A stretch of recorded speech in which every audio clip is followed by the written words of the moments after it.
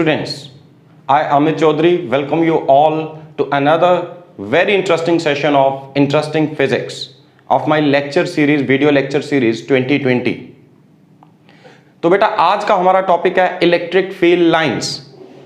इससे पहले हम डिस्कस कर चुके हैं इलेक्ट्रिक फील्ड क्या होता है, किसका होता है। इलेक्ट्रिक फील्ड किसी न किसी चार्ज बॉडी का होता है। फिर हमने डिस्कस किया electric field intensity at a particular point. Intensity किसकी होगी? किसी एक पॉइंट की, उसको डिफाइन किया। उसके बाद हमने electric field due two point charge के लिए एक फॉर्मूला डिराइव किया, के क्यू बाय आर स्क्वायर। उसके बाद हमने कॉन्टिन्यूस चार्ज डिस्ट्रीब्यूशन पढ़ा। उसमें हमने एक एप्लीकेशन की थी, कॉन्टिन्यूस चार्ज डिस्ट्रीब्यूशन की एक एग्जांपल ली थी। When charge is distributed uniformly along a ring, तो इसके सेंटर पे और इसके एक्सिस पे फील्ड की वैल्यू हमने डिटरमिन की। आज हम डिस्कस करने जा रहे हैं इलेक्ट्रिक फील्ड लाइंस। ये फील्ड लाइंस क्या होती हैं? तो इससे पहले कि साइंटिस्ट चार्जेस के बिहेवियर को अच्छे से समझते, इससे पहले कि वो इलेक्ट्रिक फील्ड इंटेंसिटी को डिफाइन करते, साइंटिस्ट लोगों ने पहले फील्ड लाइंस ड्रॉ की। क्या होती हैं ये फील्ड लाइंस? फील्ड लाइंस को आप इस तरह से समझ सकते हैं, ये इलेक्ट्रिक फील्ड की फोटो है। इलेक्ट्रिक फील्ड की photo. What are field lines? Electric field lines are diagrammatic और pictorial representation of electric field. Diagrammatic और pictorial representation of electric field. These lines are also called as electric lines of force। क्यों इन्हें lines of force कहते हैं वो भी आपको बताऊंगा। आगे चल के अगले टॉपिक्स में हम पढ़ेंगे मैग्नेटिक फील्ड। जैसे इलेक्ट्रिक फील्ड्स के diagrammatic representation electric field lines, तो मैग्नेटिक फील्ड लाइंस के लिए हम ड्रॉ करते हैं मैग्नेटिक फील्ड लाइंस। लेकिन मैग्नेटिक फील्ड लाइंस को मैग्नेटिक लाइंस ऑफ फोर्स नहीं कह सकते। इलेक्ट्रिक फील्ड लाइंस को हम फिर भी लाइंस ऑफ फोर्स कह सकते हैं, लेकिन मैग्नेटिक फील्ड लाइंस को नहीं कह सकते। क्यों नहीं कह सकते? ये सब चीजें आगे डिस्कस होंगी। फिलहाल आज मैं डिस्कस करूंगा आप लोगों से इलेक्ट्रिक फील्ड लाइंस क्या होती हैं, क्या इंफॉर्मेशन डिपिक्ट करती हैं, अलग अलग चार्ज कॉन्फ़िगरेशंस के केस में इलेक्ट्रिक फील्ड लाइंस की शेप क्या होगी, आप कैसे ड्रॉ करेंगे इलेक्ट्रिक फील्ड लाइंस, और उसके बाद इनकी प्रॉपर्टीज। हाँ, इनकी प्रॉपर्टीज पे बेस्ड अक्सर सीबीएसई क्वेश्चन पूछती है, बोर्ड एग्जाम में क्वेश्चन आता है। तो ध्यान से देखिएगा, लास्ट तक बने रहिए, वीडियो एंड तक देखिएगा। So let's begin. So what are field lines? Diagrammatic और pictorial representation of electric field. Diagrammatic और पिक्चोरियल रिप्रेजेंटेशन, पिक्चर है जी, फोटो, या हम या ऐसा कह लीजिए ये फोटोग्राफ है इलेक्ट्रिक फील्ड की। जब मैंने बोला डायग्रामेटिक और पिक्चोरियल रिप्रेजेंटेशन, इसका मतलब ये फील्ड को रिप्रेजेंट करने वाली लाइंस है, फील्ड को दिखाने वाली, फील्ड की फोटोग्राफ बनाई है हमने। तो ये लाइंस क्या इंफॉर्मेशन डिपिक्ट कर रही हैं, क्या रिप्रेजेंटेशन है? हमने बोला तो है रिप्रेजेंटेशन। देखिए एक एग्जांपल लेते हैं। एक साइड में आपकी नेम प्लेट लगाऊं और एक साइड आपकी फोटोग्राफ लगाऊं, दोनों आप ही की रिप्रेजेंटेशंस है। नेम प्लेट कुछ अलग इंफॉर्मेशन कन्वे कर रही है, आपका नाम बताएगी, हो सकता है आपके स्कूल का नाम भी हो उसमें, कुछ और चीजें, कुछ और इंफॉर्मेशन। लेकिन अगर दूसरी साइड में फोटोग्राफ लगाता हूं, पिक्चोरियल रिप्रेजेंटेशन आपके बारे में कुछ अलग इंफॉर्मेशन दे रही है जो कि नेम प्लेट इंडिकेट नहीं कर रही थी। पिक्चोरियल रिप्रेजेंटेशन में यह दिख रहा है कि आपकी स्किन का कलर कैसा है, आपका हेयर स्टाइल कैसा है। अगर आपने यूनिफॉर्म पहन के फोटोग्राफ खिंचाया, स्कूल यूनिफॉर्म, तो यह भी इंफॉर्मेशन दे रहा है कि किस स्कूल के स्टूडेंट हैं आप। तो वैसे ही जब मैं यहां बात कर रहा हूं डायग्रामेटिक रिप्रेजेंटेशन, तो क्या चीज रिप्रेजेंट कर रही है फील्ड लाइंस? तो याद रखिएगा ये फील्ड लाइंस दो चीजें रिप्रेजेंट करती हैं। एक, डायरेक्शन ऑफ इलेक्ट्रिक फील्ड। हमने पढ़ा था इलेक्ट्रिक फील्ड वेक्टर क्वांटिटी है, तो इसकी डायरेक्शन भी होनी चाहिए। तो एक इंफॉर्मेशन ये क्या डिपिक्ट करेंगे? Direction of the electric field. और दूसरी इंफॉर्मेशन ये क्या डिपिक्ट करेंगे? That is relative strength. हां बेटा, रिलेटिव स्ट्रेंथ, स्ट्रेंथ नहीं, रिलेटिव स्ट्रेंथ। तो ये दो इंफॉर्मेशन डिपिक्ट करेगी। सबसे पहले मैं रिलेटिव स्ट्रेंथ की बात कर लेता हूं। रिलेटिव स्ट्रेंथ का मीनिंग क्या है? रिलेटिव स्ट्रेंथ का मीनिंग यह है कि ये कंपैरिजन करके बताएगी किन्हीं दो पॉइंट्स पे यहां पे फील्ड स्ट्रांग है कि यहां पे फील्ड स्ट्रांग है। ये इंफॉर्मेशन ये आपको कन्वे कर देंगी। अगर इस पॉइंट पे फील्ड स्ट्रांग है तो कितने टाइम स्ट्रांग है, ये इंफॉर्मेशन ये आपको कन्वे करके दे सकती हैं। बट न्यूमेरिकल वैल्यूज नहीं बताएंगे कि यहां फील्ड 1 न्यूटन पर कूलम है, 2 न्यूटन पर कूलम है, 3 है, 4 है, कितना है, मतलब स्ट्रेंथ नहीं बताएंगी। Relative strength, comparative strength, comparison कर सकते हैं आप दो पॉइंट्स पे फील्ड की स्ट्रेंथ का, फील्ड लाइंस को देख के। अगर फील्ड लाइंस आपके सामने ड्रॉ करके दे दी जाए तो कैसे? Let's start. सबसे पहले हमने बोला दे रिप्रेजेंट डायरेक्शन। डायरेक्शन कैसे पता चलेगी? अगर कोई फील्ड लाइन में आपके सामने ड्रॉ करके दे दूं तो आपको फील्ड की डायरेक्शन मिल जाएगी। या तो वो फील्ड लाइन स्ट्रेट लाइन में होगी तो इंडिकेट होगी इलेक्ट्रिक फील्ड की डायरेक्शन, इस पूरी लाइन पे हर एक पॉइंट पे फील्ड की डायरेक्शन क्या है, लेफ्ट टू राइट। मेरे बोर्ड के ऊपर ये लेफ्ट टू राइट डायरेक्शन को इंडिकेट कर रहा है, ठीक है। तो समझ आ गया फील्ड लाइन डायरेक्शन कैसे इंडिकेट कर रही है। हाँ, ये तो तब जब लाइन स्ट्रेट है, बट अगर कभी कोई फील्ड लाइन इस स्पेस के अंदर इस तरह से चल रही है, it's not a straight line, it's a curved line, तो कर्व लाइन डायरेक्शन कैसे इंडिकेट करेगी। तो याद रखिएगा, स्ट्रेट लाइन का मतलब था हर पॉइंट पे डायरेक्शन सेम है, कर्व लाइन का मतलब है हर पॉइंट पे फील्ड की डायरेक्शन बदल रही है, हर पॉइंट पे डायरेक्शन अलग है। तो किसी एक पॉइंट पे डायरेक्शन कैसे मिल सकती है हमें, जैसे मान लीजिए इस पॉइंट ए पे मुझे फील्ड की डायरेक्शन चाहिए, तो आप इस फील्ड लाइन की टेंजेंट ड्रॉ करो, ये electric field eight point A की डायरेक्शन ये होगी। सपोज यहां पे एक दूसरा पॉइंट लेता हूं बी, मुझे चाहिए पॉइंट बी पे फील्ड की डायरेक्शन, तो पॉइंट बी पे फील्ड लाइन की टेंजेंट ड्रॉ करो, ये इलेक्ट्रिक फील्ड एट बी की डायरेक्शन दे देगी। वैसे ही अगर कोई तीसरा पॉइंट है सी, आपको यहां पे फील्ड की डायरेक्शन चाहिए, तो आप इस पॉइंट सी पे टेंजेंट ड्रॉ करें, ये आपको इलेक्ट्रिक फील्ड की डायरेक्शन दे देगी eight point C.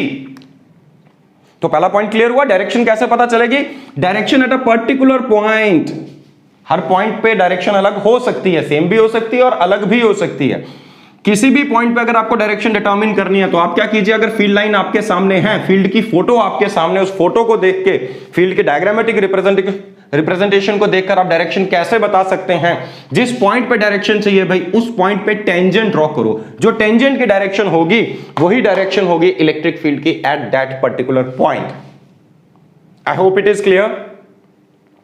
Moving on to the next point, ये फील्ड लाइंस रिलेटिव स्ट्रेंथ भी इंडिकेट करती हैं, कहां फील्ड स्ट्रांग है, कहां फील्ड वीक है। अगर फील्ड लाइंस आपके सामने ड्रॉ कर दी जाए, तो आप फील्ड लाइंस को देख के बता पाएंगे कि कहां फील्ड स्ट्रांग है और कहां फील्ड वीक है। यहां field lines are relatively closer, field lines are relatively closer in the region of stronger field as compare to the region of weaker field. तो अगर आपके सामने बहुत सारी फील्ड लाइंस ड्रॉ की गई हैं, उनको अच्छे से ऑब्जर्व कीजिए, उनके बीच का गैप कितना है। जहां दो फील्ड लाइंस के बीच का गैप बढ़ जाएगा, ज्यादा गैप होगा, मतलब वहां फील्ड कमजोर है, और जहां फील्ड स्ट्रांग होगा वो रिलेटिवली क्लोजर होंगी, ज्यादा क्राउडेड होंगी। फॉर एग्जांपल मैं आपके सामने ड्रॉ करता हूं, जैसे मान लीजिए मैं यहां पे कुछ फील्ड लाइंस ड्रॉ कर रहा हूं, ये एक फील्ड लाइन ड्रॉ की, ये दूसरी फील्ड लाइन ड्रॉ की, ये तीसरी फील्ड लाइन ड्रॉ की, राइट। सबसे पहले यहां पे मैं कुछ पॉइंट्स इंडिकेट करता हूं, point A, then we have point B, then we have point C. क्या आपको डायग्राम में देख के आप बता सकते हैं किस पॉइंट पे फील्ड की स्ट्रेंथ ज्यादा है, किस पॉइंट पे फील्ड ज्यादा स्ट्रांग है, पॉइंट ए पे, पॉइंट बी पे या पॉइंट सी पे। तो उसके लिए क्या करना है, दो लाइंस के बीच का गैप देखिए, यहां पे लाइन सबसे ज्यादा क्लोज है, सबसे ज्यादा क्राउडेड है, जहां पे सबसे ज्यादा क्राउडेड है वहां फील्ड की स्ट्रेंथ सबसे ज्यादा है। यहां दो लाइंस के बीच में गैप बढ़ चुका है, मतलब फील्ड की स्ट्रेंथ कम हो चुकी है। यहां ये गैप और बढ़ चुका है, इसका मतलब फील्ड की स्ट्रेंथ और कम हो गई है। तो इस ये डायग्राम में हम एक इंफॉर्मेशन डिपिक्ट की गई, हम इस इंफॉर्मेशन को डिकोड करके क्या बता सकते हैं, हम ये बता सकते हैं electric field at A is stronger than electric field at B is stronger than electric field at C. जहां लाइंस के बीच का गैप सबसे ज्यादा होगा, जहां वो सबसे रेयर होंगी, वहां फील्ड सबसे कमजोर है, जहां वो सबसे ज्यादा क्राउडेड है वहां फील्ड सबसे स्ट्रांग है। तो ये इंफॉर्मेशन डिपिक्ट करती हैं इलेक्ट्रिक फील्ड लाइंस। एक और एग्जांपल लेते हैं, सपोज मैं आपके सामने यहां कुछ फील्ड लाइंस ड्रॉ करता हूं। लेट अस से ये दो फील्ड लाइंस मैंने यहां ड्रॉ की, ये इस तरह से जा रही हैं। यहां एक पॉइंट ए लिया मैंने, इस पॉइंट लेट अस से पॉइंट पी, नॉट ए, मैं पी से इंडिकेट करूंगा, ए मैंने यहां मेंशन किया था। पॉइंट पी पे दो कॉन्जिक्यूटिव लाइंस के बीच का गैप सपोज ये 1 सेंटीमीटर है, और यहां तक आते आते पॉइंट बी तक आते आते दो कॉन्जिक्यूटिव लाइंस के बीच का गैप लेट अस से 3 सेंटीमीटर हो चुका है। तो गैप कितना, गैप बढ़ने का मतलब क्या, फील्ड का कमजोर होना। तो गैप कितने टाइम्स हो गया, जैसे आप पॉइंट पी से, हम सॉरी इसको बी की जगह क्यू लिखते हैं, पॉइंट पी से आप पॉइंट क्यू की ओर गए, तो दो कॉन्जिक्यूटिव लाइंस के बीच में, दो एडजेसेंट लाइंस के बीच में जो गैप है वो 1 सेंटीमीटर से बढ़ के 3 सेंटीमीटर हो गया, मतलब गैप 3 गुना हो गया। तो लाइंस रेयर होने का मतलब है फील्ड का कमजोर होना। तो कॉमन सेंस की बात है, electric field eight P is 3 times electric field eight Q, या ऐसा कह लीजिए electric field eight Q is 1/3 times electric field eight P. तो ये स्ट्रेंथ नहीं बताएंगे, ये नहीं बताएंगे कि एग्जैक्ट वैल्यू कितनी है, ये नहीं बताएंगे कि यहां कितने न्यूटन पर कूलम का फील्ड और यहां कितने न्यूटन पर कूलम का है, बट ये इतना बता देंगे कहां स्ट्रांग है कहां वीक है, आप कंपैरिजन कर सकते हैं। Got it? Suppose point Q पे फील्ड है 5 न्यूटन पर कूलम, तो पक्की बात है पॉइंट P पे फील्ड कितना होना चाहिए? 3 times of that is 15 newton per coulomb. Got it? So field lines दो चीजें रिप्रेजेंट कर रही हैं, डायरेक्शन एंड रिलेटिव स्ट्रेंथ। तो अगर अब आपको फील्ड लाइंस को डिफाइन करना हो तो आप कैसे करेंगे? जो नोट करना चाहते हैं नोट्स बनाइए बेटा, साथ साथ में जब भी वीडियो देखते हैं नोट्स बनाइए। तो नोट कर लीजिए, मैं आपको अगर आपको डिफाइन करना हो व्हाट आर फील्ड लाइंस, तो आप इसको किस तरह से डिफाइन करेंगे? These are imaginary lines, these are imaginary lines. देखिए किसी चार्ज के आसपास अगर मान लीजिए मेरे पास एक पॉइंट चार्ज है यहां पे, या लाइन चार्ज या किसी भी तरह का चार्ज है, अगर आप सचमुच में देखेंगे तो उसके आसपास कोई लाइंस नहीं है। हाँ, उसके आसपास क्या है? उसका फील्ड, उसका असर महसूस हो रहा है। जैसे मेरे पास एक चार्ज है, मान लीजिए ये पॉजिटिव चार्ज है, इसके आसपास इसने फील्ड क्रिएट किया, दूसरा पॉजिटिव चार्ज लाऊंगा तो ये रिपेल करेगा, दूसरा नेगेटिव चार्ज अगर लाके रखता हूं ये नेगेटिव है तो ये उसे अट्रैक्ट करेगा, ये इस पे फोर्स लगाएगा, ये इंडिकेट कर रहा है कि इसके आसपास इसका एक फील्ड है। हाँ, अगर फील्ड लाइंस में ड्रॉ करके आपको दे दूं तो फील्ड लाइंस डायग्रामेटिक रिप्रेजेंटेशन है, बट याद रखिएगा these field lines are imaginary lines, these are not real lines. ये हम ड्रॉ करते हैं कॉपी में फील्ड के बिहेवियर को समझने के लिए। देखिए ये जो चैप्टर है electrostatics, in this electrostatics we deal with the study of phenomena related to charges at rest, और फंडामेंटली बेटा देखे तो एक ही फिनोमिना है, चार्जेस आइदर अट्रैक्ट अगर वो अनलाइक है, और अगर वो लाइक है तो these charges repel each other. बस यही एक फिनोमिना है। इसी फिनोमिना को अच्छे से समझने के लिए हमें अलग अलग टूल्स की जरूरत पड़ती है। तो साइंटिस्ट ने एक अच्छा टूल डेवलप किया था इलेक्ट्रिक फील्ड को समझने के लिए, कि किसी एक पॉइंट पे इलेक्ट्रिक फील्ड कैसा है तो हम चार्ज के आसपास फील्ड लाइंस ड्रॉ करते हैं, but remember these lines are imaginary lines. So how to define electric field lines? Remember electric field lines are imaginary lines that represent two things, direction and relative strength of the electric field. Simple words में, so what are electric field lines? These are imaginary lines that represent direction and relative strength of the field.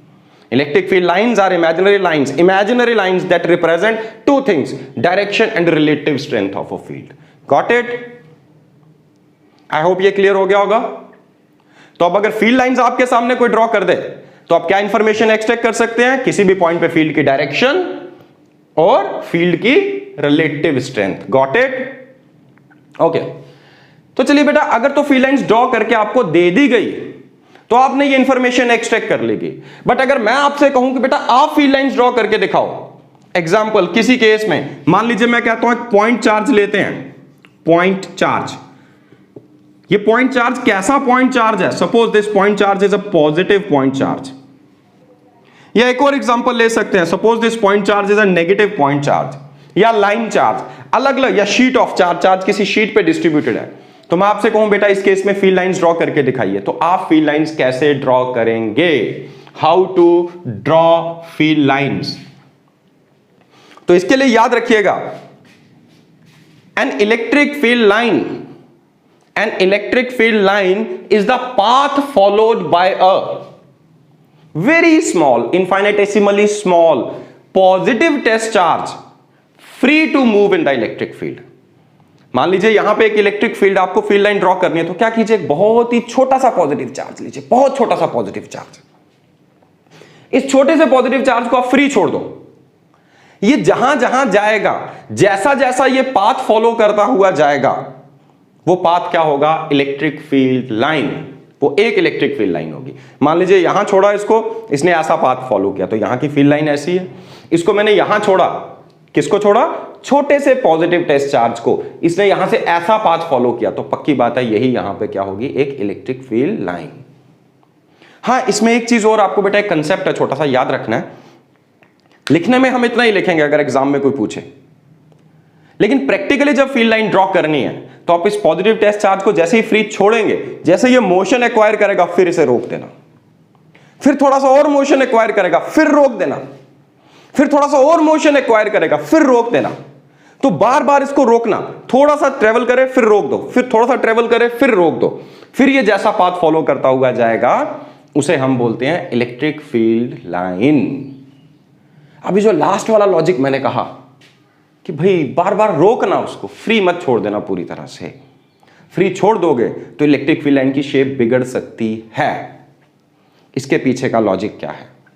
सबसे पहले तो मैं एक case में, positive point charge के case में field line आपको ड्रॉ करके दिखाता हूं। मान लीजिए यहां पर मैंने एक छोटा सा पॉजिटिव टेस्ट चार्ज फ्री रखा, तो ये चार्ज इसको क्या करेगा? रिपेल करेगा कि नहीं? अगर ये रिपेल करेगा तो ये इधर ट्रेवल करना चाहिए, तो यहां पर इसकी फील्ड लाइन कैसी बनेगी? यहां पे इस तरह से। अगर मैं यही पॉजिटिव टेस्ट चार्ज यहां रखता तो ये भी इसको रिपेल करता, तो यहां पे एक फील्ड लाइन इधर बनती। वैसे ही अगर मैं यहां पे पॉजिटिव टेस्ट चार्ज रखता तो ये से रिपेल करता, तो एक फील्ड लाइन ये होगी।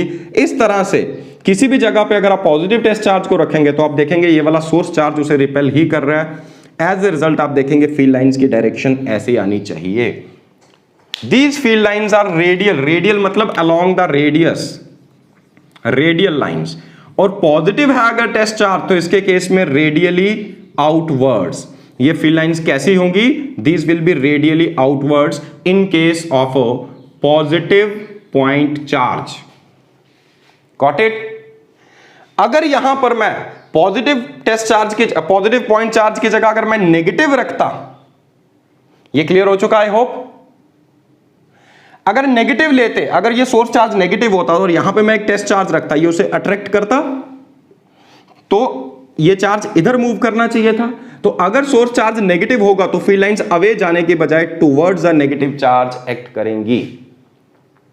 दे विल बी रेडियली इनवर्ड्स। अगर ये पॉजिटिव पॉइंट चार्ज की जगह नेगेटिव पॉइंट चार्ज होता तो उनकी डायरेक्शन क्या होती? Radially inwards.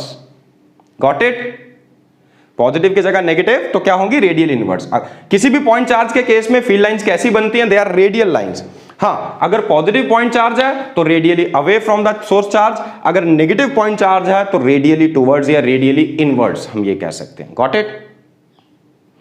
अभी मैंने यहां पे एक चीज आपसे कही कि आप टेस्ट चार्ज को रोकना है आपको बार बार। क्यों रोकना है?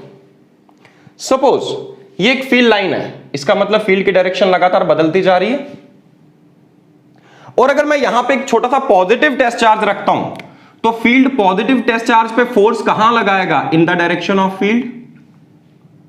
मान लीजिए यहां से मैंने शुरुआत की, ये पॉजिटिव टेस्ट चार्ज यहां रखा, तो शुरुआत में जहां फील्ड लाइन है ये उस डायरेक्शन में फोर्स एक्ट करेगी, उधर ही ट्रेवल करेगा। जब यहां पहुंचेगा फील्ड की डायरेक्शन बदलती जा रही है, तो फोर्स की डायरेक्शन लगातार बदलती जा रही है। अगर आपने इसको टोटली फ्री छोड़ दिया, मान लीजिए यहां तक आते हुए ये बहुत मोशन, यहां तक आते हुए लेटर से इसने बहुत मोशन एक्वायर कर लिया, ये किसी वेलोसिटी से ट्रेवल कर रहा है। अब यहां पर अचानक फील्ड की डायरेक्शन बदल गई। यहां पे मैं डेमोंस्ट्रेट करता हूं। सपोज ये एक चार्ज पार्टिकल आपने फ्री छोड़ा, ये यहां से इधर ट्रेवल कर रहा है, यहां पर अचानक से फील्ड की डायरेक्शन ये हो चुकी है ई, इलेक्ट्रिक फील्ड की डायरेक्शन ये है। तो जैसे ये चार्ज पार्टिकल यहां पहुंचेगा, ये वाला टेस्ट चार्ज, तो ये अचानक से डायरेक्शन रिवर्स कर लेगा? नहीं कर पाएगा, बिकॉज ऑलरेडी इसके पास मोशन होगा, कुछ वेलोसिटी होगी। तो ये पैराबोलिक पाथ डिस्क्राइब करेगा इस तरह से, थोड़ा वक्त लेगा अपनी डायरेक्शन बदलने में। एक्चुअली हमारी फील्ड लाइन ऐसी चलनी चाहिए थी, बट ऐसे चलने की जगह ये कैसी चली? ऐसे, क्योंकि ऑलरेडी मोशन एक्वायर कर चुका है, अचानक से डायरेक्शन बदल नहीं सकता। तो इसीलिए मैंने कहा इसको रिलीज कीजिए, जैसे थोड़ा सा ट्रेवल करे फिर रोक दो, फिर थोड़ा सा ट्रेवल करे फिर रोक दो। तो अगर आपने यहां लाके इसको रोक दिया पॉजिटिव टेस्ट चार्ज को, अब इस पे फोर्स कहां एक्ट कर रही है? नीचे, इलेक्ट्रिक फील्ड की डायरेक्शन ये है, तो ये अचानक से डायरेक्शन बदलेगा और ये इसी लाइन के लॉन्ग ट्रेवल करेगा। So an electric field line is the path followed by a positive test charge free to move in a region of electric field. ये चीज आपको याद रहनी चाहिए। हाँ, प्रैक्टिकली लिखने में इतना ही, अगर लिखें एग्जाम में लिखना है, प्रैक्टिकली इस चीज को समझे। अगर आप प्रैक्टिकली एक्टिविटी कर रहे हैं, खुद फील्ड लाइन ढूंढने की कोशिश कर, तो चार्ज जैसे ही मोशन एक्वायर करता है फिर रोक दो, फिर थोड़ा मोशन एक्वायर करता है फिर रोक दो। तो इस तरह से वो जैसा पाथ डिस्क्राइब करेगा, ऐसे पाथ को हम क्या बोलेंगे? एक electric field line. I hope this is clear to you. अब मैं इसके आगे आपको कुछ अलग अलग केसेस में फील्ड लाइंस ड्रॉ करके दिखाता हूं कि किस तरह की फील्ड लाइंस बन सकती हैं। उसके बाद हम चलेंगे प्रॉपर्टीज ऑफ फील्ड लाइंस पे, राइट? तो अब हम बात कर रहे हैं कि इलेक्ट्रिक फील्ड लाइंस अलग अलग चार्ज कॉन्फ़िगरेशंस के केस में किस तरह की बन सकती हैं। सबसे पहले मैंने डिस्कस किया पॉइंट चार्ज के केस में। पॉइंट चार्जेस के केस में इनकी डायरेक्शन होगी रेडियल। हां, अगर सोर्स चार्ज पॉजिटिव है तो रेडियली आउटवर्ड्स, और अगर सोर्स चार्ज नेगेटिव हुआ तो रेडियली इनवर्ड्स। क्या लॉजिक बताया था फील्ड लाइंस ड्रॉ करने के लिए? कि आपको एक पॉजिटिव टेस्ट चार्ज को फ्री छोड़ना है। यहां छोड़ के देखा तो ये इधर जा रहा था, तो हमने यही लाइंस की डायरेक्शन मान ली। अगर यहां पर मैं एक पॉजिटिव टेस्ट चार्ज छोटा सा फ्री छोड़ूं तो देखिए सोर्स चार्ज नेगेटिव है, तो ये इसे अट्रैक्ट करेगा कि नहीं? ये सीधा ट्रेवल करता हुआ इस लाइन के अलॉन्ग आएगा इस चार्ज की तरफ और आके सीधा इससे टक्कर मारेगा। यस और नो? तो इसका मतलब फील्ड लाइन की डायरेक्शन ये होनी चाहिए। अगर इसी पॉजिटिव टेस्ट चार्ज को मैं यहां छोड़ूं तो ये इसे अट्रैक्ट करेगा। याद रखिएगा, कन्वेंशनली टेस्ट चार्ज हमेशा पॉजिटिव लिया जाता है। Got it? तो पॉजिटिव पॉइंट चार्ज के केस में radially outwards, negative point charge के केस में रेडियली इनवर्ड। तो पॉइंट चार्ज के केस में फील्ड लाइंस कैसी हैं? रेडियल। पॉजिटिव के केस में आउटवर्ड्स, नेगेटिव के केस में इनवर्ड्स। और इससे पहले याद कीजिए जब हमने इलेक्ट्रिक फील्ड इंटेंसिटी डिस्कस किया था, वहां पर भी तो यही बात डिस्कस हुई थी कि नहीं? क्या डिस्कस हुआ था? पॉइंट चार्ज के लिए फील्ड का फॉर्मूला मैंने आपको बताया था, E is equal to KQ/R²। और वेक्टर फॉर्म में एक यूनिट वेक्टर हमने लगाया था n कैप, और ये कहा था n कैप की डायरेक्शन क्या है? Away from the positive charge. अगर आप वेक्टर फॉर्म में लिखते हैं और सोर्स चार्ज नेगेटिव है तो आपके लिए नेगेटिव साइन लगाना जरूरी है। उसके बेसिस पे हमने कुछ कंक्लूड किया था उस चैप्टर में, हमने पिछले लेक्चर में हमने ये कंक्लूड किया था कि पॉजिटिव चार्ज का इलेक्ट्रिक फील्ड E किसी एक पॉइंट पे न्यूमेरिकल वैल्यू होगी KQ/R²। अगर इस पॉइंट का सेपरेशन यहां से R है तो, और इतना ही नेगेटिव चार्ज अगर ये प्लस Q है और उतना ही नेगेटिव चार्ज माइनस Q मैं यहां पर रखूं तो उतने ही डिस्टेंस पे अगर आप फील्ड चेक करेंगे तो फील्ड का मैग्नीट्यूड तो वही आएगा KQ/R², बट इसकी डायरेक्शन क्या होगी? Towards negative charge. Vector form होगी तो साइन नेगेटिव लगाएंगे तो वो वेक्टर फॉर्म खुद ही इंडिकेट कर देगी कि n कैप के ऑपोजिट डायरेक्शन है। ये चीज हम ऑलरेडी डिस्कस कर चुके हैं। आज फील्ड लाइंस में आके भी डिस्कस किया हमने, पॉजिटिव चार्ज की फील्ड लाइंस पॉजिटिव से अवे और नेगेटिव की towards negative. So point charge के केस में रेडियल लाइंस। अब आते हैं sheet of charge. Suppose we have a positively charged sheet, तो इसकी फील्ड लाइंस कुछ इस तरह से चलेंगी जो मैंने डायग्राम में ड्रॉ किया। These are parallel lines. कैसे? Again same logic. अगर आप इसके आसपास एक पॉजिटिव, छोटा सा पॉजिटिव टेस्ट चार्ज आप फ्री छोड़ें तो ये पॉजिटिव इसे रिपेल करेगा, तो इस पॉजिटिव चार्ज को ऐसे पाथ के लॉन्ग ट्रेवल करना चाहिए कि नहीं? अगर करेगा तो यही इसकी फील्ड लाइन होगी। इसी पॉजिटिव टेस्ट चार्ज को यहां रखता तो ये ऐसा पाथ फॉलो करता हुआ जाता, तो इसलिए मैंने फील्ड लाइंस इस तरह से ड्रॉ की है। Got it? सिमिलरली अगर ये पॉजिटिवली चार्ज ना होकर नेगेटिवली चार्ज शीट हो तो फील्ड लाइन की शेप तो ऐसी रहेगी, सिर्फ एरोज की डायरेक्शन रिवर्स करनी है। किसी भी केस में देखिए, पॉजिटिव और नेगेटिव चार्ज के केस में फील्ड लाइन की डायरेक्शन में क्या डिफरेंस आ रहा है? सिर्फ एरोज की डायरेक्शन को हम रिवर्स कर रहे हैं, फील्ड की डायरेक्शन ऑपोजिट हो रही है। Got it? तो नेगेटिवली चार्ज शीट के केस में नॉर्मली इनवर्ड्स और इसके केस में नॉर्मली आउटवर्ड्स या normally away from the positive sheet of charge. Got it? एक इंपॉर्टेंट पॉइंट बेटा, बहुत इंपॉर्टेंट पॉइंट। यहां पर वैसे तो आप ऐसे ही ड्रॉ करते हैं, लेकिन एक चीज याद रखिएगा, प्रैक्टिकली जो एजेस के पास फील्ड लाइंस चलती हैं वो थोड़ा सा डाइवर्ज हो जाती हैं, थोड़ा सा डाइवर्ज होती हैं। इससे पहले हमने डिस्कस किया फील्ड लाइन दो चीजें इंडिकेट कर रही हैं, डायरेक्शन और मैग्नीट्यूड। ये जो लाइंस मैंने अभी ड्रॉ किए ऊपर नीचे, इनको छोड़ दो, बाकी लाइंस को देखो। इस साइड फील्ड की डायरेक्शन सेम है, सभी लाइंस एक ही डायरेक्शन इंडिकेट कर रही हैं, डायरेक्शन बदल तो नहीं रही, लाइन स्ट्रेट है, स्ट्रेट लाइन मतलब हर पॉइंट पे डायरेक्शन सेम है। दूसरा, इनके बीच की सेपरेशन बताती है रिलेटिव स्ट्रेंथ। क्या सेपरेशन बदल रही है? नहीं बदल रही। अगर सेपरेशन नहीं बदल रही तो मतलब रिलेटिव स्ट्रेंथ जीरो है, या ऐसा कहो हर पॉइंट पे स्ट्रेंथ बराबर है। इस पॉइंट पे जितनी स्ट्रेंथ होगी इस पॉइंट पे भी इतनी होगी, इस पॉइंट पे भी, क्योंकि फील्ड लाइंस के बीच का गैप नहीं बदल रहा। तो इसलिए हम ये भी कह सकते हैं, ऐसे फील्ड को हम यूनिफॉर्म फील्ड कह सकते हैं, यूनिफॉर्म फील्ड। तो एक शीट ऑफ चार्ज कैसा फील्ड प्रोड्यूस करती है? Uniform field. यूनिफॉर्म फील्ड क्या होता है? देखो, इलेक्ट्रिक फील्ड एक वेक्टर क्वांटिटी है, इसके पास मैग्नीट्यूड भी है और डायरेक्शन भी। तो यूनिफॉर्म फील्ड ऐसा जो कांस्टेंट रहे, जब ई वेक्टर कांस्टेंट हो, जब ई वेक्टर कांस्टेंट हो, ऐसे फील्ड को हम क्या बोलते हैं? Uniform field. और ई वेक्टर कांस्टेंट होने का मतलब ना तो मैग्नीट्यूड बदले ना तो डायरेक्शन। तो देखिए यहां थ्रू डायरेक्शन भी सेम है और मैग्नीट्यूड भी सेम है, तो यहां पे भी फील्ड यूनिफॉर्म है। और लेफ्ट साइड पे आ जाओ, ठीक है, उसके मुकाबले में डायरेक्शन ऑपोजिट है, बट इस रीजन के अंदर भी फील्ड कैसा है? यूनिफॉर्म। सिमिलरली यहां और यहां पे भी ऐसा ही होगा। लेकिन एजेस के पास जो फील्ड लाइंस है वो थोड़ा सा डाइवर्ज हो जाती है, थोड़ा सा एजेस वाली लाइंस, और इसे ही हम एज इफेक्ट भी कहते हैं। These are called as edge effects in case of a sheet of charge. In fact line of charge के केस में भी, लीनियर डिस्ट्रीब्यूशन के केस में भी ऐसा ही इफेक्ट हमें देखने को मिलता है। एजेस के पास, बिल्कुल कॉर्नर्स के पास फील्ड की डायरेक्शन में थोड़ा सा चेंज आता है, फील्ड लाइंस थोड़ा सा डाइवर्ज हो जाती हैं। इस इफेक्ट को हम बोलते हैं एज इफेक्ट। क्यों होता है ऐसा? अगले पार्ट में मैं प्रॉपर्टीज फील्ड लाइन की डिस्कस करूंगा। तो फील्ड लाइंस की प्रॉपर्टी में एक इंपॉर्टेंट प्रॉपर्टी है, कोई दो फील्ड लाइंस हमेशा एक दूसरे पे लैटरल प्रेशर एक्सर्ट करती है, मतलब वो साइड वाइज एक दूसरे से दूर जाने की कोशिश करती है। अब आपके दिमाग में आ रहा होगा सर ने तो कहा फील्ड लाइंस इमेजिनरी हैं, तो फिर ये दूर जाने की कोशिश कैसे करती हैं, ये भी एक्सप्लेन करूंगा अगले पार्ट में। वीडियो लास्ट तक देखते रहिए। तो ये क्लियर हो गया आपको शीट ऑफ चार्ज के केस में। ओके, आगे बढ़ते हैं। अगर एक चार्ज की जगह हमारे पास दो दो चार्जेस का सिस्टम हो, 2 पॉइंट चार्जेस का एक सिस्टम ले लें, 2 पॉइंट चार्जेस आसपास रखें, तो उनके केस में ये फील्ड लाइंस कैसी होनी चाहिए, इनकी शेप कैसी होगी? तो पहला केस में ले रहा हूं अगर दोनों लाइक है, और दूसरा केस में ये भी लूंगा जब दोनों अनलाइक होंगे। फिलहाल ये मान के चल रहा हूं ये दोनों पॉइंट चार्जेस पॉजिटिव हैं, तो इनके केस में फील्ड लाइंस कुछ इस तरह की बनेंगी जो मैंने डायग्राम में आपके सामने डिपिक्ट की हैं। आपकी सभी बुक्स में भी ये फील्ड लाइंस गिवन है। अच्छा, अब ये फील्ड लाइंस ऐसी क्यों है? कॉमन सेंस अप्लाई करेंगे। अभी अभी कहा था मैंने, फील्ड लाइंस ड्रॉ करने के लिए हम क्या करते हैं, हम किसी एक पॉइंट पे पॉजिटिव टेस्ट चार्ज को फ्री छोड़ते हैं और देखते हैं वो किस डायरेक्शन में ट्रेवल करेगा, किस पाथ के अलॉन्ग ट्रेवल करेगा, वही क्या होगी, एक फील्ड लाइन। तो सपोज मैं एक छोटा सा पॉजिटिव टेस्ट चार्ज यहां पे रखता हूं, तो देखिए ये वाला चार्ज, ये वाला जो चार्ज है, ये इस पॉजिटिव चार्ज को रिपेल कर रहा होगा अलोंग दिस लाइन, इसकी एक फोर्स एक्ट करेगी। मान लीजिए इस फोर्स को मैं नाम दे देता हूं F1। ये भी इसे रिपेल करेगा, बट इसकी फोर्स चूंकि ये थोड़ा दूर है और अभी फिलहाल मैग्नीट्यूड का हमें आइडिया नहीं है, फिलहाल ये मान लो कि इन दोनों का मैग्नीट्यूड बराबर है, तो यहां पर इसकी फोर्स ये भी इसे रिपेल करेगा, इधर एक्ट करेगी। तो अब आप देखिए ध्यान से, तो क्या यहां पर दो फोर्सेस एक्ट कर रही हैं कि नहीं? जब भी दो फोर्सेस एक्ट कर रही होंगी तो उनका रिजल्टेंट क्या होगा, उनका वेक्टर सम लेना पड़ेगा। वेक्टर सम के लिए हम कौन सा लॉ अप्लाई करते हैं, पैरेललोग्राम्स लॉ। तो इन दोनों फोर्सेस F1 और F2 का रिजल्टेंट देखिए इस डायरेक्शन में एक्ट करेगा कि नहीं।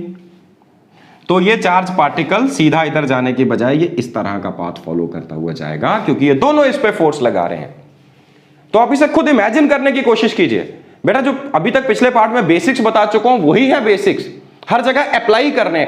हम अप्लाई नहीं करते और रिलेट नहीं करते।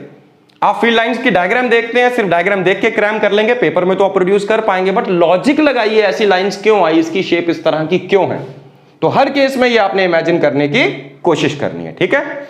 मैं इसके आगे ड्रॉ करता हूं, अगर दोनों चार्जेस ये नेगेटिव हुए तो क्या होगा। ये दोनों लाइक चार्जेस का सिस्टम है, दोनों पॉजिटिव लिए हैं फिलहाल, अगर दोनों नेगेटिव होंगे तो फील्ड लाइंस बिल्कुल ऐसी ही बनेंगी, सिर्फ फर्क ये है कि एरोज की डायरेक्शन रिवर्स हो जानी चाहिए। Got it. अब आप देखिए बीच में एक पॉइंट है जहां से कोई भी फील्ड लाइन नहीं पास कर रही, इस पॉइंट से, क्योंकि यहां से कोई फील्ड लाइन नहीं पास कर रही, इसका मतलब यहां पे फील्ड लाइन किसको रिप्रेजेंट करती है, इलेक्ट्रिक फील्ड को। इसका मतलब इस पॉइंट पे इलेक्ट्रिक फील्ड कितना रहा होगा, 0। और जिस पॉइंट पे इलेक्ट्रिक फील्ड 0 हो, ऐसे ही पॉइंट को हम क्या कहते हैं, नल पॉइंट। क्या कहते हैं, नल पॉइंट। इस नल पॉइंट को लेके कुछ इंपॉर्टेंट चीजें मैंने डिस्कस की हुई हैं ऑलरेडी। जो मेरा पिछला वीडियो था इलेक्ट्रिक फील्ड इंटेंसिटी को लेके, electric field and electric field intensity, उसमें लास्ट पार्ट में ये चीजें डिस्कस किया, how to locate a null point. Anyway shortcut में बताता हूं, अगर दोनों चार्जेस का मैग्नीट्यूड बराबर है तो नल पॉइंट बिल्कुल सेंटर पे होगा, mid point of the line joining होगा। अगर मैग्नीट्यूड अनइक्वल हुए तो null point will be shifted closer to the charge of smaller magnitude. मान लीजिए इसका मैग्नीट्यूड कम है, इसका लेट अस से 5 मिली कूलम और इसका 20 मिली कूलम। अगर ऐसा होता तो ये नल पॉइंट यहां ना मिलता, कहीं यहां मिलता, छोटे वाले चार्ज के करीब मिलता। और इसको कैसे लोकेट करना है, इसके लिए शॉर्टकट फॉर्मूला भी मैंने दिया था वहां पे 5th न्यूमेरिकल में, लास्ट न्यूमेरिकल में। जिन्होंने नहीं देखा प्लीज एक बार देख लीजिए। तो अगर तो चार्जेस का मैग्नीट्यूड बराबर हुआ, ये 20 तो ये भी 20, फिर बिल्कुल सेंटर पे लाई करेगा null point. Otherwise null point यहां होगा तो ये फील्ड लाइंस यहीं से टर्न हो जाएंगी, ये थोड़ा आगे तक जाएंगी।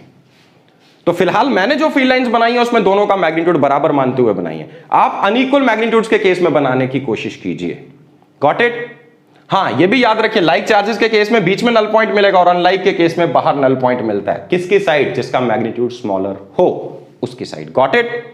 तो इसके आगे मैं बाकी फील्ड लाइंस आपको ड्रॉ करके दिखाता हूं, तब तक आप ये नोट कर लीजिए।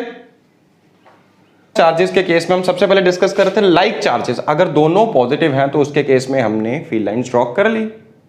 अगर दोनों नेगेटिव हैं तब भी लाइक ही होंगे।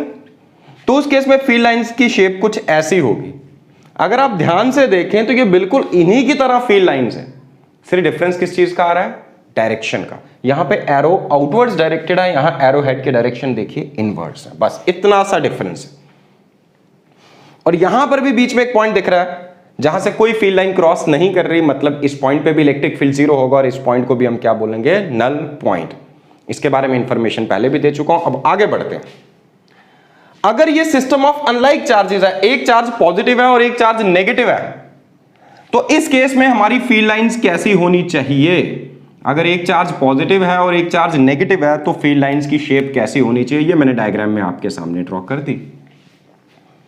अभी तक जितने केसेस मैंने ड्रॉ किए आपने देखा होगा, सभी केसेस में फील्ड लाइंस पॉजिटिव चार्ज से बाहर जा रही हैं और नेगेटिव चार्ज में एंटर कर रही हैं कि नहीं? तो यहां पर भी वैसा ही होगा। भाई पॉजिटिव चार्ज है, यहां से एक फील्ड लाइन चलेगी, कहां एंटर करनी चाहिए, नेगेटिव में, यहां के एंटर कर गई। ये दूसरी फील्ड लाइन ये यहां से चलती हुई आई, इस तरह से बहुत सारी फील्ड लाइंस मैंने ड्रॉ की। फिर भी अगर आप विजुअलाइज करना चाहो कि इस केस में फील्ड लाइंस की शेप ऐसी क्यों है, तो जैसा मैंने अभी आपको बताया था, एक पॉजिटिव टेस्ट चार्ज फ्री छोड़ के देखिए। जैसे मान लीजिए एक छोटा सा पॉजिटिव टेस्ट चार्ज मैं यहां फ्री रखता हूं, इस पॉजिटिव चार्ज को ये पॉजिटिव चार्ज रिपेल करेगा तो ये इस पे फोर्स लगाएगा इस डायरेक्शन में, और ये नेगेटिव इसको अट्रैक्ट भी करेगा, तो इस नेगेटिव की फोर्स थोड़ी कम होगी। फिलहाल यही मान के चल रहे हैं कि एक चार्ज माइनस क्यू है और एक चार्ज प्लस क्यू है, दोनों का मैग्नीट्यूड बराबर है, सिर्फ साइंस ऑपोजिट है। तो यहां पे इन दोनों फोर्सेस का रिजल्टेंट अगर आपको लेना हो, फिर से पैरेललोग्राम लॉ लगा के देखिए, तो देखिए नेट फोर्स इस डायरेक्शन में जो कि डायगोनल के अलोंग रिप्रेजेंट होगी, इस डायरेक्शन में एक्ट कर रही है कि नहीं?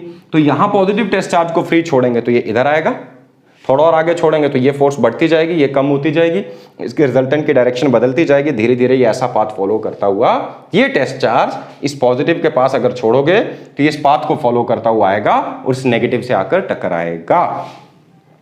तो इस तरह से ये ऐसी बनेंगी किसी सिस्टम ऑफ अनलाइक चार्जेस के केस में electric field lines. Got it? I hope यहां तक क्लियर हो चुका होगा आपको। अब इसमें कुछ छोटी सी चीज और देखते हैं। सबसे पहले बेटा फील्ड लाइंस में इतना ही था, सारे बेसिक्स मैं डिस्कस कर चुका हूं। यहां पर एक चीज पे और फोकस कीजिए, ये अगला टॉपिक है आपका, बट मैं इसकी थोड़ी सी इंट्रोडक्शन यहां दे देता हूं। जब दोनों चार्जेस अनलाइक हों लेकिन मैग्नीट्यूड इक्वल हो, मतलब इक्वल एंड ऑपोजिट चार्जेस का कोई सिस्टम हो, a system of two equal and opposite charges, a system of two equal and opposite charges is also called electric dipole. Electric dipole, जिसमें दो poles आ जाएं, that is called a dipole. दोनों equal and opposite charges का एक system अगर हम ले लें, such a system is said to be electric dipole. अगला वीडियो मेरा इलेक्ट्रिक डायपोल्स पे ही होगा, ठीक है? फिलहाल शॉर्टकट में इंट्रोडक्शन दे रहा हूं। This such a system is said to be a electric dipole. हर डायपोल की अपनी पहचान होती है, उसकी dipole moment, electric dipole moment क्या होती है ये अगले टॉपिक में डिस्कस करेंगे, शॉर्टकट में बता रहा हूं। हर डायपोल की अपनी पहचान है, उसकी electric dipole moment. It's a vector quantity, it is denoted by P vector. हाँ, इसकी डायरेक्शन क्या होगी? इसकी डायरेक्शन हमेशा होती है negative charge to positive charge along the length of dipole, but from directed from negative charge to the positive charge. Such a system is said to be electric dipole. ठीक है, topic अगला है, मैं shortcut में थोड़ी सी information आपको दे रहा हूं। जब डायपोल आपके सामने है, इस डायपोल में दोनों चार्जेस को ज्वाइन करने वाली जो लाइन है, इस लाइन को हम बोलते हैं axial line. This line is called as axial line. इसका एक्सिस ये और ये, पूरी की पूरी लाइन क्या कहलाएगी? Axial line. और अगर इसकी परपेंडिकुलर बाइसेक्टर लाइन में ड्रॉ करूं, such a line is said to be equatorial line. Axial और इक्वेटोरियल। तो फील्ड लाइंस हमें फील्ड के बारे में दो इंफॉर्मेशन देती हैं, एक फील्ड की डायरेक्शन और दूसरा रिलेटिव स्ट्रेंथ। डायरेक्शन की बात करते हैं जरा। पूरी की पूरी एक्सियल लाइन पे अगर आप देखें, यहां पर फील्ड की डायरेक्शन क्या है? ये। यहां पर फील्ड की डायरेक्शन क्या है? ये।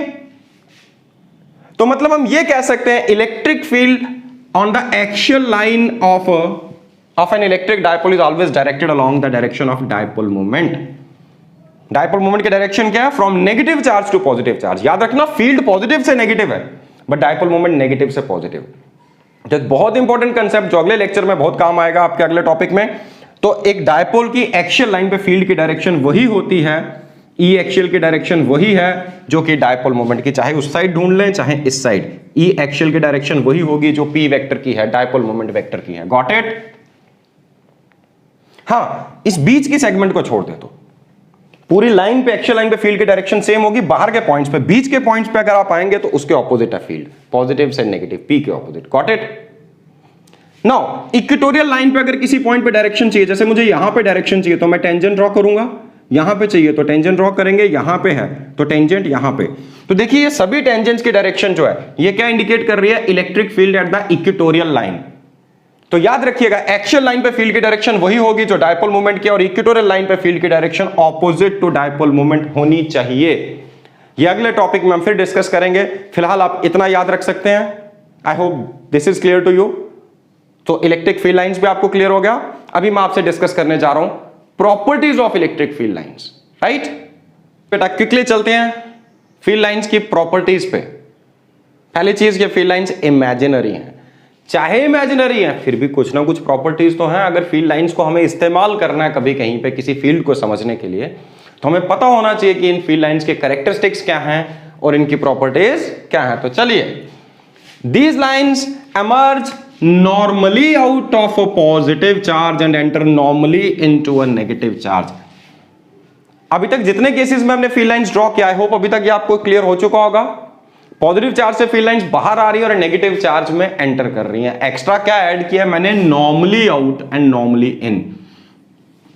तो किसी भी चार्ज बॉडी के सरफेस से जब लाइंस एमर्ज करेंगे तो नॉर्मली आउटवर्ड्स एमर्ज करेंगे, जब एंटर करेंगे तो नॉर्मली इनवर्ड्स ही एंटर करेंगी, पर्टिकुलरली चार्ज्ड कंडक्टर्स के केस में। ठीक है, इंसुलेटर्स के केस में थोड़ी सी डेविएशन हो सकती है, ये हम कभी नेक्स्ट डिस्कस करेंगे, क्यों फिलहाल आपने इतना याद रखना है। These lines emerge normally out of a positive charge and enter normally into a negative charge. Got it? चलिए next, these lines are continuous curves without any breaks, without any breaks। ये कॉन्टिन्यूस होंगी, बीच में sudden breaks नहीं आ सकती। क्यों नहीं आ सकती? हमने क्या कहा था, ये फील्ड लाइन कैसे ड्रॉ की जाती है? एक पॉजिटिव टेस्ट चार्ज को फ्री छोड़िए, वो जैसा पाथ फॉलो करता हुआ जाएगा वैसे ही क्या होगी, एक फील्ड लाइन। क्या ऐसा पॉसिबल है कि आप किसी पॉजिटिव टेस्ट चार्ज को फ्री छोड़ें तो ये चलता हुआ यहां से इस तरह से जा रहा है, यहां अचानक ये गायब हो जाए और गायब होकर ये यहां प्रकट हो जाए? क्या ऐसा पॉसिबल है? जब भी ये जाएगा charge particle, test charge free छोड़ोगे तो क्लोज्ड पाथ के लॉन्ग जाएगा ना। ऐसा तो नहीं है कॉन्टिन्यूस पाथ के लॉन्ग ही जाएगा, ऐसा तो नहीं है कि पाथ डिसकॉन्टिन्यूस होगा। अगर पाथ डिसकॉन्टिन्यूस होगा तो इसका मतलब क्या है कि ये चार्ज यहां पे मान लो बीच में डिसकॉन्टिन्यूटी है, तो उसका मतलब ये यहां गायब हो गया और यहां जाके दोबारा रीअपीयर हुआ। Is it possible? No, it's not possible. तो कभी आपसे पेपर में क्वेश्चन आ सकता है, बेटा इस टॉपिक से कंसेप्चुअल क्वेश्चंस आते हैं। मान लीजिए आपसे पूछा जाए explain why field lines are continuous and they can not have sudden breaks, और ये आपकी एनसीईआरटी में एक क्वेश्चन भी है जिसमें ये आपसे पूछा गया कि फील्ड लाइंस कॉन्टिन्यूअस ही होती हैं, they can not have sudden breaks. तो आप उसको कैसे आंसर करेंगे? Since we know that field line, an electric field line is the path followed by a positive test charge free to move in field region, so it is not possible that positive test charge disappears at a point and then reappears at some other point. It's not possible. So field lines cannot be discontinuous. Got it?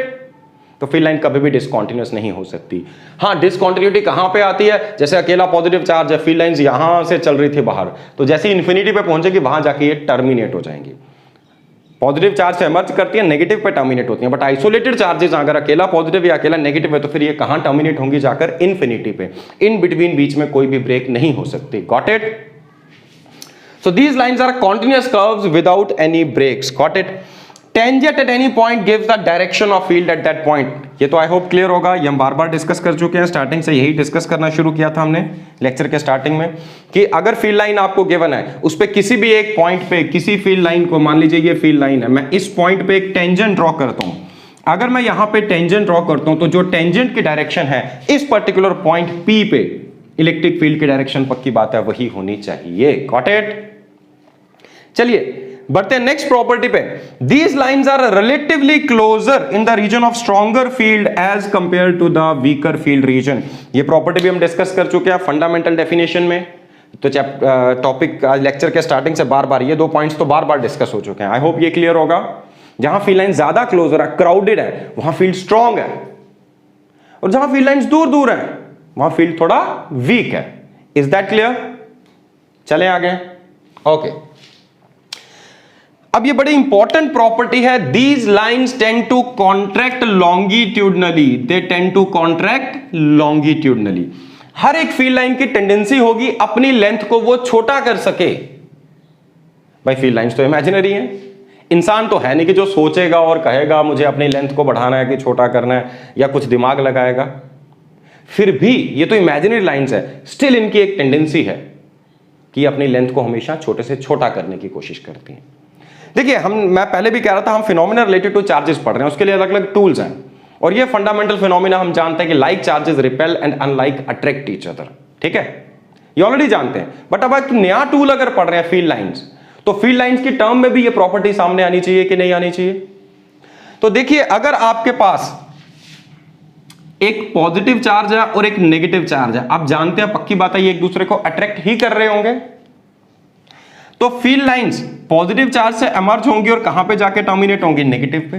तो अगर ये field line positive से जाके negative में enter कर रही है और ये पॉजिटिव और नेगेटिव एक दूसरे को अट्रैक्ट कर रहे हैं, चार्जेस की टेंडेंसी क्या है? अट्रैक्शन। अगर इसी को मैं दूसरे शब्दों में बोल दूं, मान लो आपको नहीं पता कि ये चार्ज अट्रैक्ट करेंगे कि रिपेल करेंगे, आपको नहीं पता ये प्रॉपर्टी, लेकिन आप ये प्रॉपर्टी जानते हैं कि फील्ड लाइन की टेंडेंसी है कि वो अपनी लेंथ को छोटे से छोटा करने की कोशिश करेगी, तो आपको अपने आप समझ आ जाएगा दोनों चार्जेस एक दूसरे को अट्रैक्ट कर रहे हैं कि नहीं। तो ये property attraction between unlike charges को एक्सप्लेन कर देगी। हमने क्या कहा? फील्ड लाइन की टेंडेंसी अपनी लेंथ को छोटा करे। अब आपको पता है ये पॉजिटिव और ये नेगेटिव चार्ज है, तो फील्ड लाइन ऐसी ही होनी चाहिए। अगर ये फील्ड लाइन अपनी लेंथ को छोटा करने की कोशिश करेगी, इसका मतलब ये दोनों चार्जेस पास आने की कोशिश करेंगे, और अगर ये चार्जेस पास आने की कोशिश कर रहे हैं मतलब ये चार्जेस एक दूसरे को अट्रैक्ट कर रहे हैं। तो अदर वे राउंड हमने, मान लो आपको नहीं पता था पॉजिटिव और नेगेटिव अट्रैक्ट करते हैं, तो फील्ड लाइन की इस प्रॉपर्टी की हेल्प से वो प्रॉपर्टी आपको ऑटोमेटिकली क्लियर हो जाएगी। Is it clear? चलिए आगे बढ़ते हैं। These lines tend to expand laterally, length wise तो ये कॉन्ट्रैक्ट करने की कोशिश करती हैं, बट साइड वाइज एक लाइन दूसरी लाइन को रिपेल करने की कोशिश करेगी। यही पॉइंट मैंने डिस्कस किया था जब शीट के केस में मैं फील्ड लाइंस प्लॉट कर रहा था एज इफेक्ट्स में अभी थोड़ी देर पहले। किन्हीं दो फील्ड लाइंस की टेंडेंसी है वो साइड वाइज एक दूसरे से दूर जाने की कोशिश करती हैं। अब याद कीजिए जितने भी केसेस में हमने फील्ड लाइंस ड्रॉ किए, मान लीजिए पॉजिटिव चार्ज है, इसके केस में रेडियली आउटवर्ड्स जा रही हैं, तो जब आप देखें जैसे आगे बढ़ रहे हैं ये लाइंस एक दूसरे से दूर जा रही हैं कि नहीं? अपने आप दूर जा रही हैं। हाँ, इससे ज्यादा दूर ये जा नहीं सकती क्योंकि ये इसको रिपेल करेगी तो ये भी तो रिपेल करेगी, तो इसलिए ये एक फिक्स डिस्टेंस पे रहती हैं। Got it? बट यहां एक दूसरी एग्जांपल लेते हैं। मान लीजिए दो पॉजिटिव चार्जेस है जिनके केस में हमने फील्ड लाइंस ऑलरेडी ड्रॉ किया। आप याद कीजिए, आप जानते हैं लाइक चार्जेस एक दूसरे को रिपेल करते हैं, यस और no? You all know that like charges repel each other. मान लीजिए आपको नहीं पता लाइक चार्जेस रिपेल करते हैं, एक मिनट के लिए मान लेते हैं हमें नहीं पता कि लाइक चार्जेस एक दूसरे को रिपेल करते हैं, तो इस तरह मैंने फील्ड लाइंस ड्रॉ की थी। A system of two like charges two positive point charges के केस में ऐसी ही बनी थी, अभी थोड़ी देर पहले हमने ड्रॉ की। और अभी मैं क्या कह रहा हूं, फील्ड लाइंस की टेंडेंसी है वो एक दूसरे पे लेटरल प्रेशर एक्सर्ट करेंगे। हम इसे ऐसा भी कह सकते थे, exert a lateral pressure on each other. What does it mean? कि साइड वाइज ये एक दूसरे से दूर जाने की कोशिश करती हैं। तो यहां देखिए अगर ये फील्ड लाइन साइड वाइज एक दूसरे से दूर जाने की कोशिश करेंगी तो पक्की बात है ये दोनों चार्जेस भी दूर जाएंगे कि नहीं? तो एक मिनट के लिए अगर आपको नहीं भी पता ये प्रॉपर्टी के लाइक चार्जेस रिपेल करते हैं, तो जैसे आप फील्ड लाइंस ड्रॉ करोगे, फील्ड लाइंस की ये प्रॉपर्टी आप जानते हैं that they tend to expand laterally, ये साइड वाइज एक दूसरे से दूर जाएंगे मतलब ये चार्जेस एक दूसरे को रिपेल कर रहे होंगे। Got it? चलिए आगे। ये बहुत इंपॉर्टेंट पॉइंट अगला बेटा, अगली प्रॉपर्टी ये बार बार बोर्ड एग्जाम में भी पूछी गई है, सीबीएसई ने तो काफी बार पूछ लिया है ये question. No two field lines can ever intersect each other, कभी भी कोई दो फील्ड लाइंस एक दूसरे को काट नहीं सकती। क्यों नहीं काट सकती भाई? तो आंसर है, पहली चीज ये लाइंस रियल नहीं है, समझिए, इमेजिनरी है। तो इसका मतलब क्या हुआ कि अगर दो फील्ड लाइंस नहीं काट सकती, पहले तो आप लोगों के लिए एक मैसेज है कि बेटा कभी भी फील्ड लाइंस ड्रॉ करोगे तो इन फील्ड लाइंस को इंटरसेक्ट करते हुए मत दिखाना। कभी भी आप फील्ड लाइंस ड्रॉ करेंगे तो इन फील्ड लाइंस को इंटरसेक्ट करते हुए मत दिखाइएगा।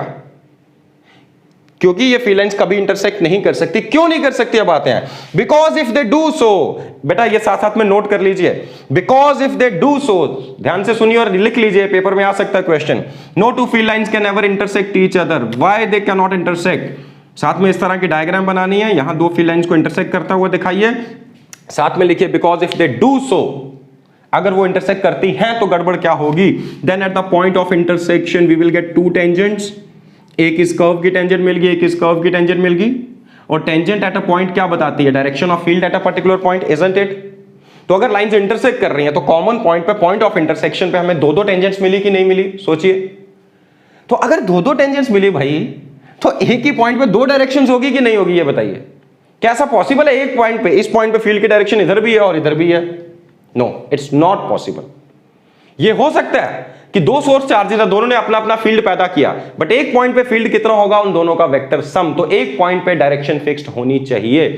सो no two field lines can ever intersect each other, because if they do so then we will get two tangents at the common point या at the point of intersection which will represent two different directions of field at the same point, which is practically not possible. एक point पे दो directions नहीं हो सकती। Got it?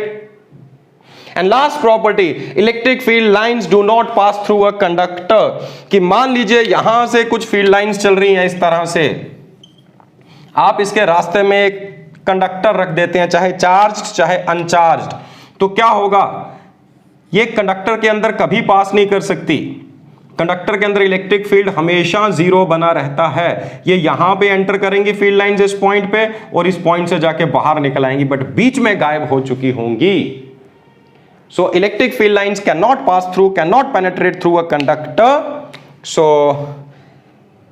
इसी phenomena को हम यूज करते हैं, इस फिनोमिना को हम इलेक्ट्रोस्टैटिक शील्डिंग भी कहते हैं। Electrostatic shielding, electrostatic shielding is a phenomena, it's a technique which is used to protect a certain region of space from the effect of external field.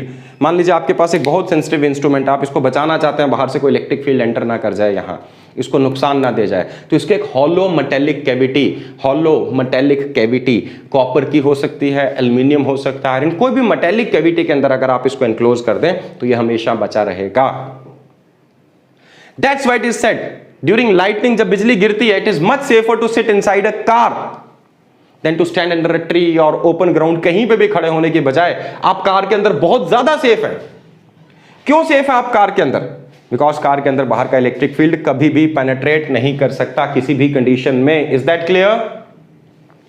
I hope this is clear to you. एक छोटी सी चीज और बेटा, मैंने starting में कहा था electric field lines को हम इलेक्ट्रिक लाइंस ऑफ फोर्स कह सकते हैं। कल को हम मैग्नेटिक फील्ड पढ़ेंगे, बट मैग्नेटिक फील्ड लाइंस को हम कभी भी मैग्नेटिक लाइंस ऑफ फोर्स नहीं कह सकते। अब क्यों नहीं कह सकते? बिकॉज सीधी सी बात है बेटा, इलेक्ट्रिक फील्ड पिछले टॉपिक्स में मैंने डिस्कस किया है, ई का काम है क्यू पे फोर्स लगाना। कितनी फोर्स? क्यू इंटू ई।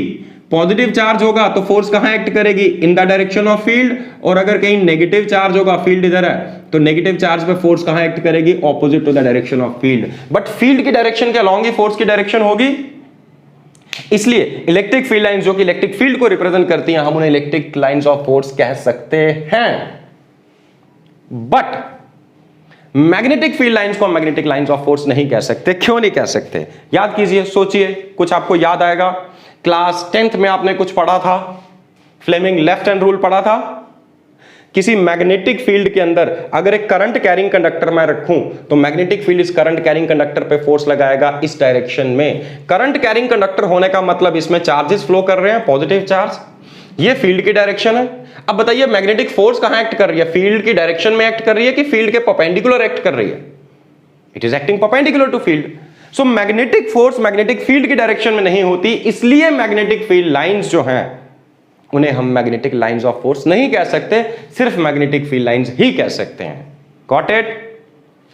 और एक प्रॉपर्टी और मैं लास्ट में डिस्कस करना चाहूंगा आपसे, that these lines do not form a closed loop.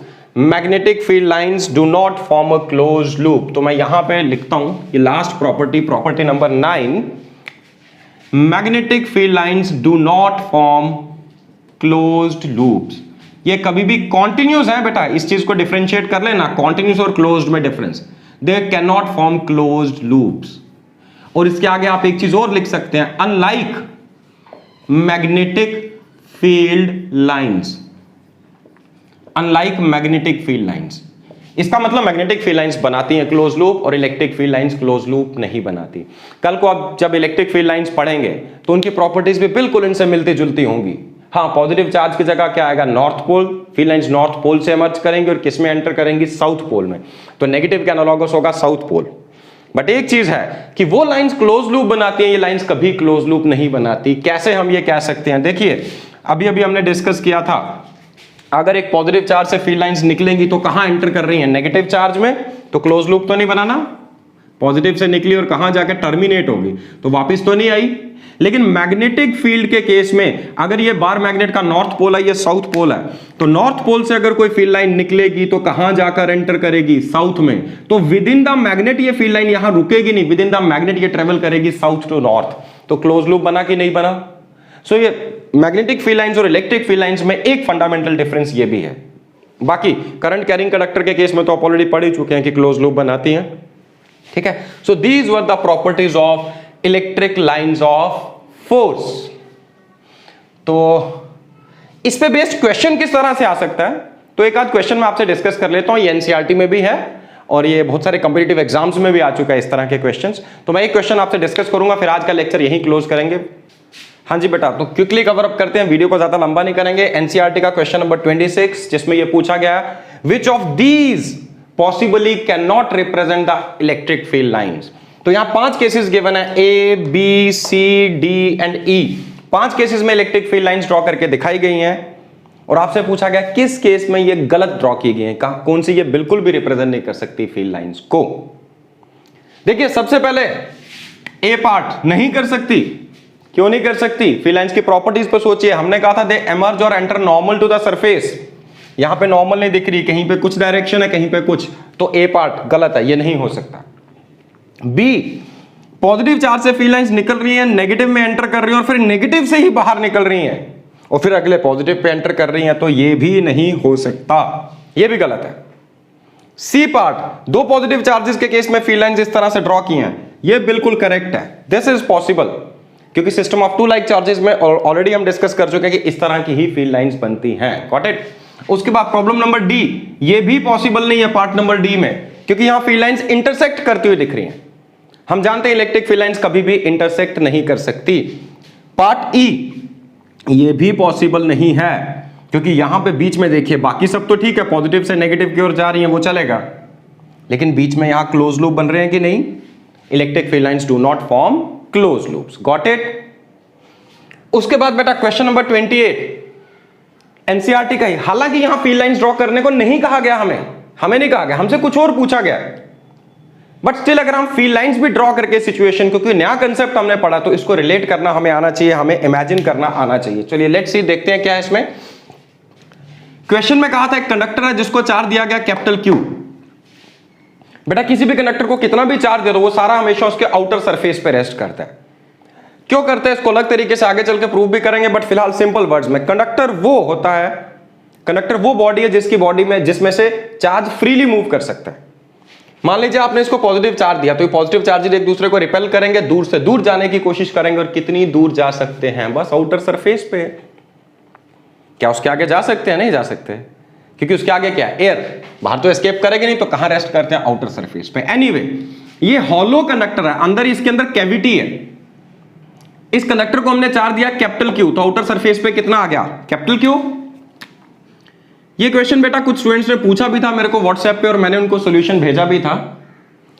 अच्छा, क्वेश्चन क्या है उसके बाद कहा गया, अगर इसके सेंटर में एक स्मॉल क्यू चार्ज मैं और रख रहा हूं, which is properly insulated from this conductor, ये इससे इंसुलेटेड है, तो आपको प्रूव करना है तब भी आउटर सरफेस पे चार्ज कितना हो जाएगा, capital Q plus small Q.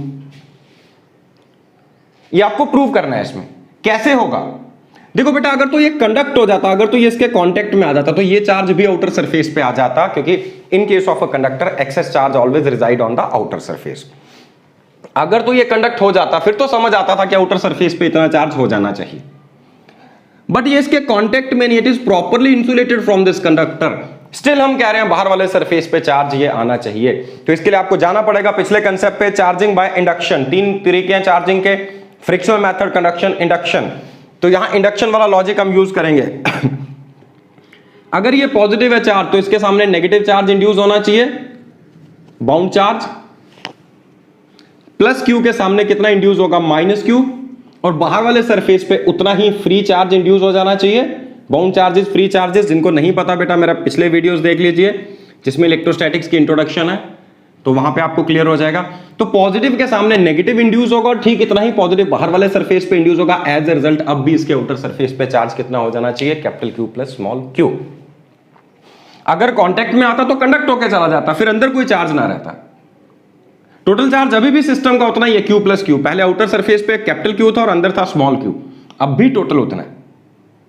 हाँ, अगर ये कंडक्ट होके जाता तो फिर अंदर बिल्कुल भी चार्ज ना रहता, बट अब कंडक्शन नहीं हुई, अब इंडक्शन हुई। तो देखिए क्या होगा, इस प्लस क्यू से कुछ फील्ड लाइंस निकल रही होंगी। हमने डिस्कस किया field lines emerge out of a positive charge and enter into negative charge. इस प्लस क्यू के सामने यहां कितना चार्ज इंड्यूस हुआ है, माइनस क्यू इंड्यूस हुआ है कि नहीं। तो प्लस क्यू से जितनी फील्ड लाइंस निकलेंगी वो माइनस क्यू में एंटर करेंगे और यहां आके टर्मिनेट हो जाएंगे। उसके बाद इतनी ही फील्ड लाइंस कहां से जाके एमर्ज होंगी, बाहर वाले सरफेस से। पहले तो निकल ही रही थी, अब और ज्यादा चार्ज आ गया तो और ज्यादा फील्ड लाइंस यहां से एमर्ज होनी स्टार्ट हो जाएंगी। तो उसको फील्ड लाइंस की टर्म में भी आपको इमेजिन करना आना चाहिए। Got it. एक क्वेश्चन और है बेटा जो सीबीएसई एग्जाम में पूछा गया क्वेश्चन है। इस क्वेश्चन में यह बोला गया था एक पॉइंट चार्ज, एक पॉजिटिव पॉइंट चार्ज के आसपास, मान लीजिए इसका चार्ज है प्लस क्यू, हमने एक मेटेलिक प्लेट रखी, मेटेलिक प्लेट, कंडक्टिंग प्लेट याद रखिए। तो आपको शो करनी है डायग्राम में मॉडिफिकेशन ऑफ फील्ड लाइंस। देखिए अगर अकेला पॉजिटिव चार्ज होता, पॉइंट चार्ज है, तो रेडियली आउटवर्ड चलती है फील्ड लाइंस, लेकिन अब इनकी शेप मॉडिफाई होगी। कैसे मॉडिफाई होगी, इस पॉजिटिव चार्ज के सामने यहां कुछ चार्ज इंड्यूस होना चाहिए, माइनस क्यू इंड्यूस होगा कि नहीं, इंडक्शन। और कंडक्टर्स में इंड्यूस चार्ज इस चार्ज अप्लाइड चार्ज के बराबर होता है। हाँ, इंसुलेटर्स में थोड़ा कम जरूर होता है, और ये भी मैं अपने पिछले वीडियोस में डिस्कस कर चुका हूं। तो यहां पर प्लस क्यू, इसके आउटर सरफेस पे कितना चार्ज आ गया, प्लस क्यू, ये बाउंड चार्ज, ये फ्री चार्ज। तो देखिए बेटा इस प्लस क्यू से जितनी फील्ड लाइंस निकलेंगी वो माइनस क्यू में एंटर करेंगी। हाँ, इसके सरफेस के नॉर्मली एमर्ज होंगी और जब एंटर करेंगी तो भी नॉर्मली एंटर करेंगी। इस तरह से कोई फील्ड लाइन यहां से एमर्ज होगी बट फिर ऐसी शेप लेगी, क्योंकि फंडामेंटल प्रॉपर्टी क्या कहती है, ये एमर्ज भी नॉर्मली करती है सरफेस के, और जब दूसरे सरफेस में एंटर करेंगी तो भी कैसे एंटर करेंगी, नॉर्मली। तो इस तरह की फील्ड लाइंस होंगी, यहां टर्मिनेट होंगी, फिर वापस यहां से आकर एमर्ज होंगी। Got it. तो ये सीबीएसई ने बोर्ड एग्जाम में क्वेश्चन पूछा, उसका आंसर 1 मार्क में ये क्वेश्चन आया था बेटा। तो इसको इस तरह से हम सॉल्व करेंगे। तो अगर आपको फील्ड लाइन की फंडामेंटल प्रॉपर्टीज क्लियर है तो आप फील्ड लाइन से रिलेटेड कोई भी क्वेश्चन कर पाएंगे ये वीडियो देखने के बाद, ये मेरा विश्वास है। Wish you all the best, God bless you all, take charge and do wonders.